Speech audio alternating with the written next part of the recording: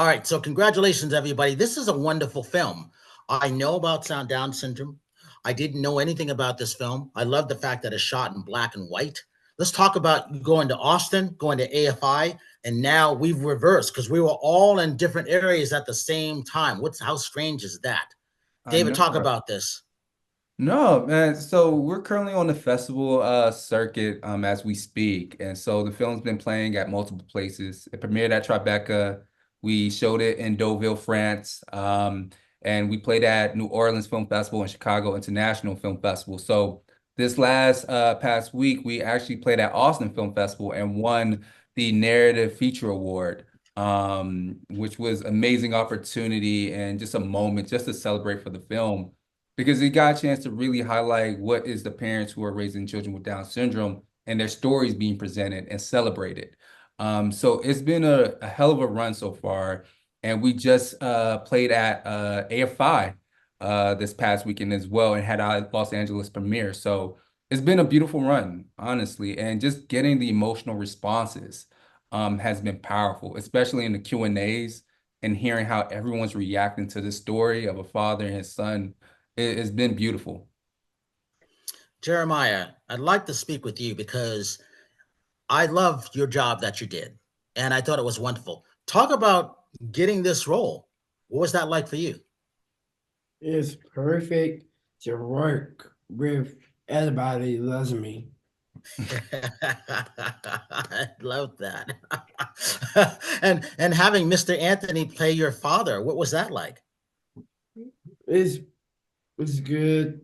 Like working with I would pay Mason, he paid Lucky, like Down syndrome, like father and a son, like Down syndrome and the mom passed, and then like Mason and Lucky watch baseball.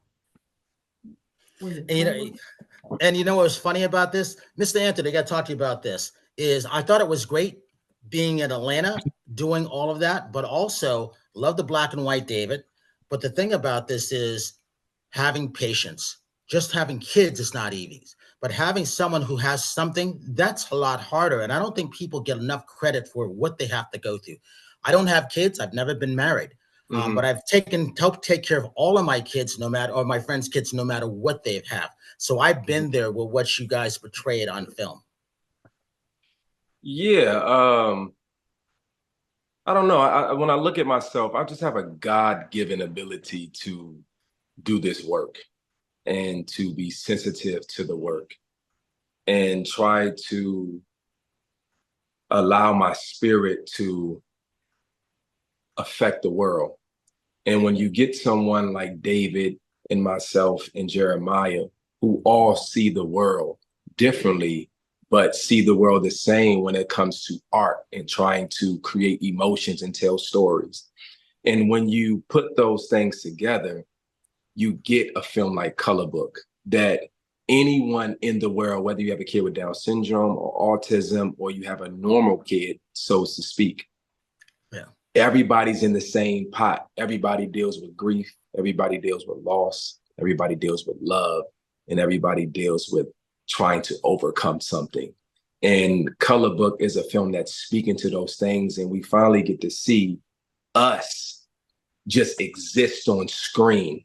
Mhm. And you can follow a father, a Black father, and a Black son, and see that we're no different than anybody else. We're still dealing with some of the same struggles, but we also are dealing with the same victories.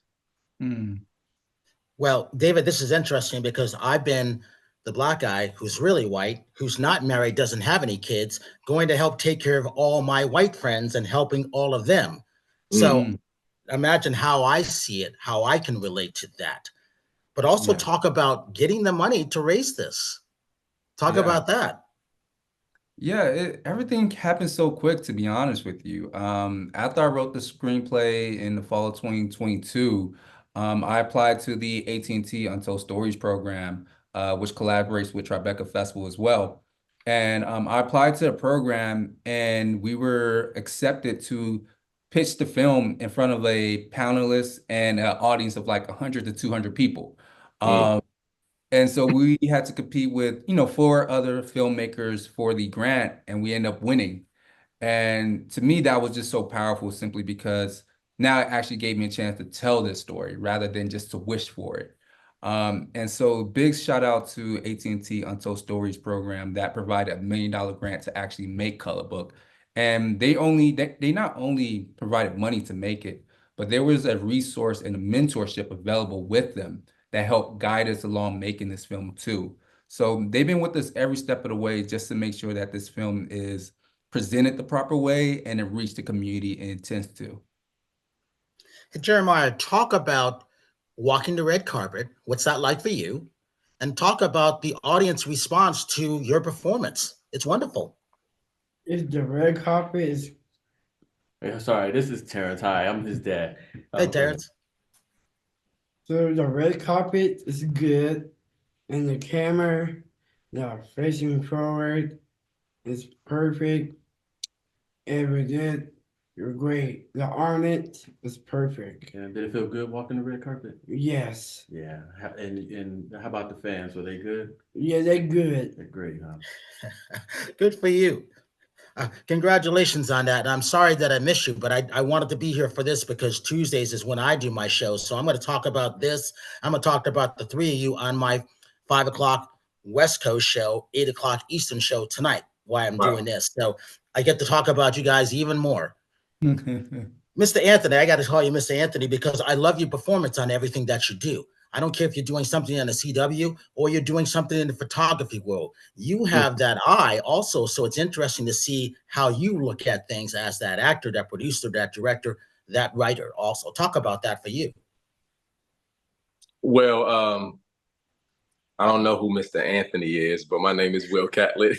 I'm sorry. I'm sorry, Mr. It's Catlett. good. I was like, oh yeah. But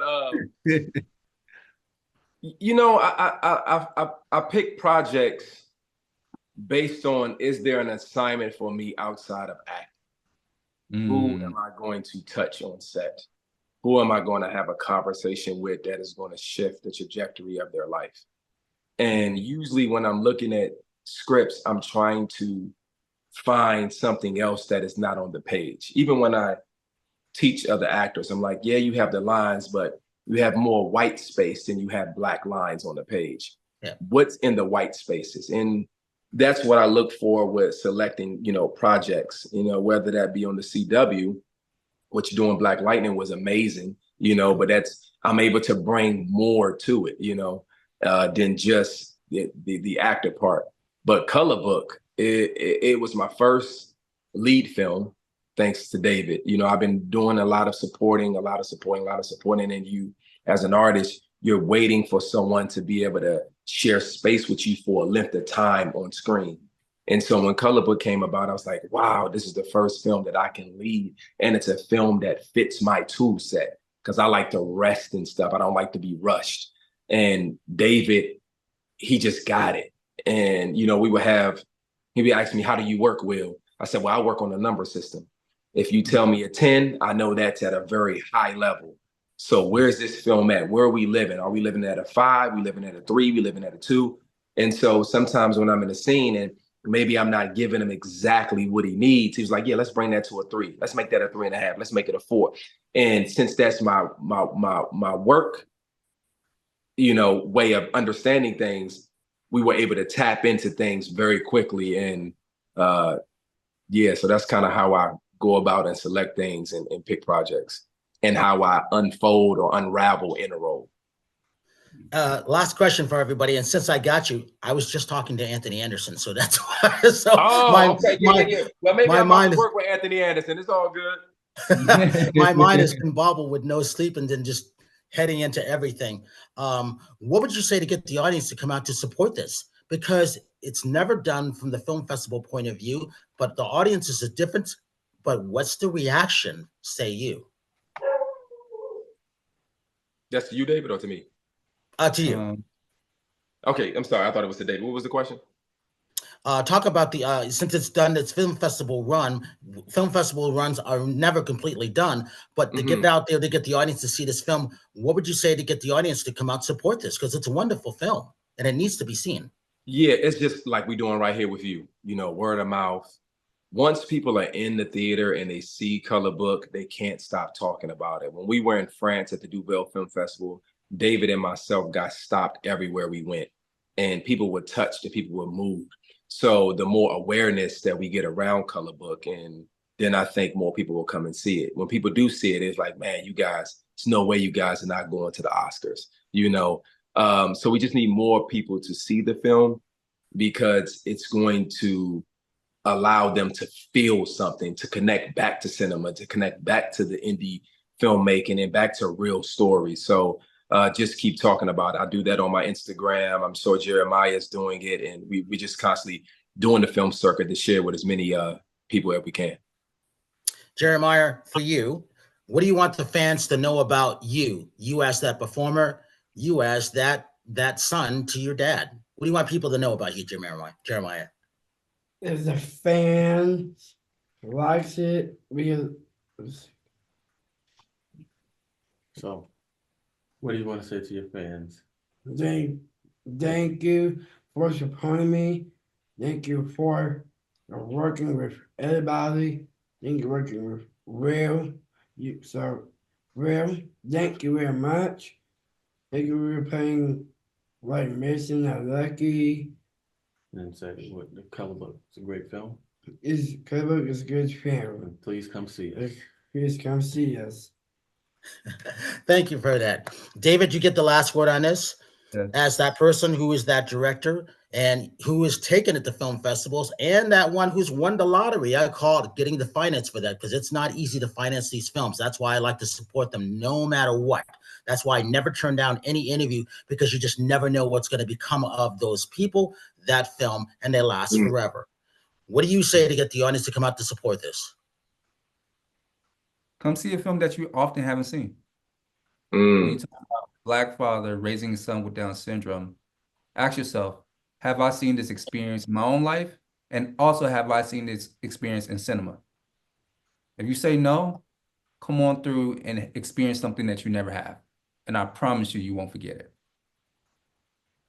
Congratulations, everybody. And I'm glad that I got to Atlanta just in time to set up everything to do this, because I didn't want to miss it. And like I said, my job is always to see it on the big screen, because there's not enough of us old critics going back to 35 years.